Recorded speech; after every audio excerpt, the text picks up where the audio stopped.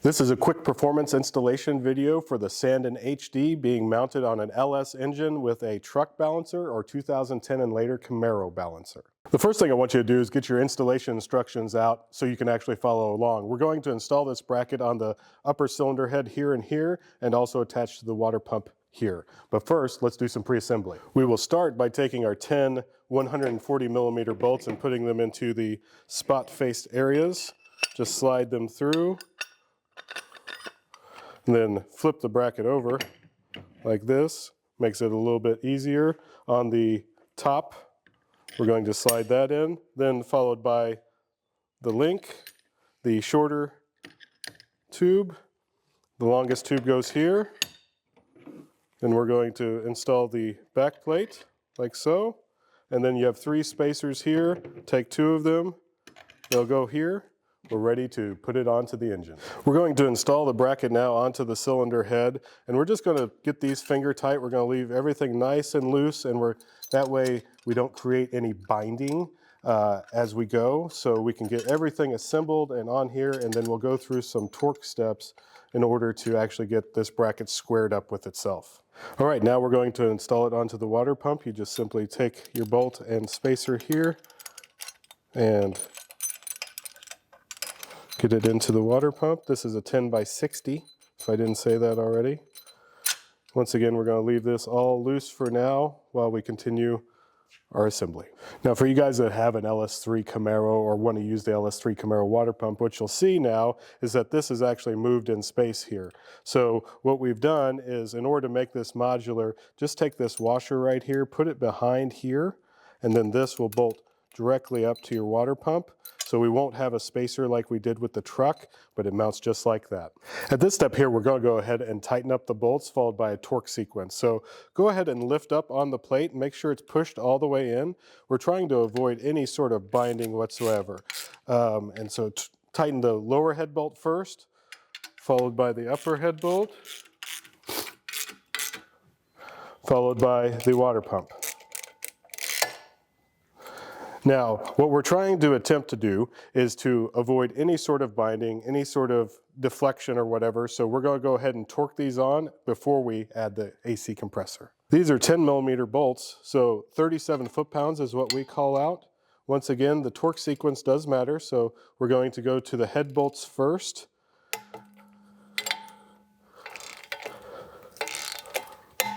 It's important not to over-torque to avoid galling, which can make the bracket more likely to break. But now that we've had these 3 torqued, we're ready to install the AC compressor. All right, we're ready to install the AC compressor. I like to take my shorter 35 millimeter bolts first and then slide the compressor onto it like so. That way it kind of holds the weight and you can have your nuts in your hand. No pun intended there, children. And just get these finger tight for now. Because actually the next thing that I want you to do is go ahead and torque these 2 down before you install these back bolts.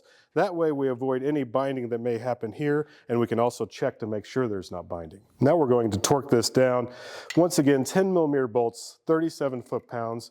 The nut on the back is a 15 millimeter that may be handy to have around. I like to tighten the bottom one first, because it can become a clearance issue, and then the top one.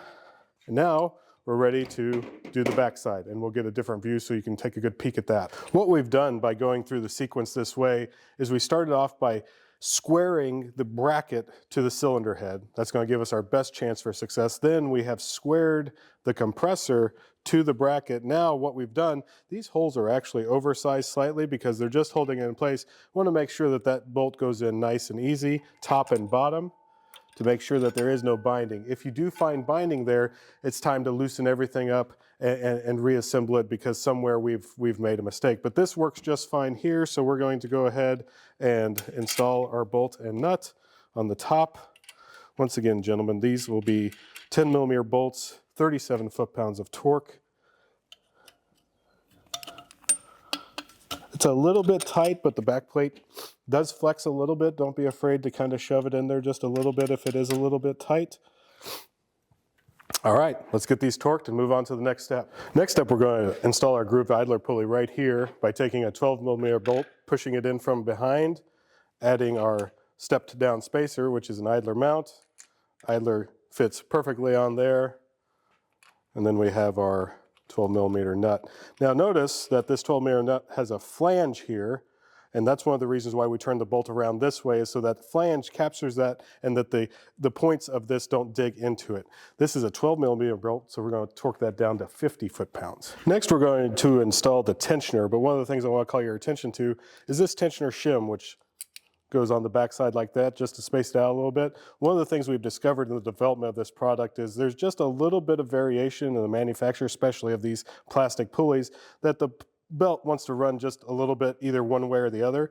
We suggest installing the pulley just by itself, the tensioner by itself to begin with, run the motor, and then if the belt is running off the front, add the spacer so that the belt is in the middle, running in the middle.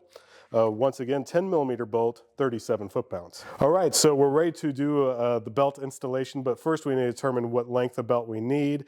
We do a really good job of calling out in the installation instructions what belt you need. First thing you need to do is figure out what alt power steering bracket you have. This is a stock truck that most of you guys will be running. Next thing you need to pay attention to is what size alternator you have. This is our Power Master, but it's the small case. So if it looks like this, a little bit smaller, we also have a drawing on how to measure from this straight line here up to this center line to determine if you have the big case or the small case. This is a small case, so we're going to use the recommended belt for that. All right, so the belt routing on the stock truck is a little bit weird because it's going to drop down here and then come up all the way around like this. One of the tricks that I like to tell people about is I like to leave a smooth pulley like this one, usually the water pump, but in this case it's wrapped so hard I don't want to try to do this last. Anyway, we're going to put the belt everywhere else. One of the things I want to call your attention to on this compressor, this is actually an 8-groove compressor, and the belt is going to run in the middle 6 grooves, so you'll have a groove here and a groove here. There are also 7-groove compressors, and on those you'll still leave this groove here open and you'll use the rear 6 grooves on that. So then we have everything set up here. We're ready to take our wrench like this, drop it down, slide the belt on. Now we're ready to take a look at it. We're not done yet.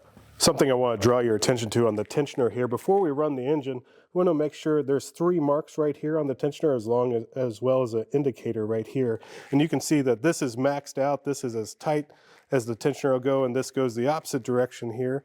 We want to be on the tighter side. As this belt runs, it's going to set down into the grooves. Also, belts stretch over time. So we want a belt that's relatively tight, so as it functions over time, it's not going to become too loose and cause squeaks and misalignment.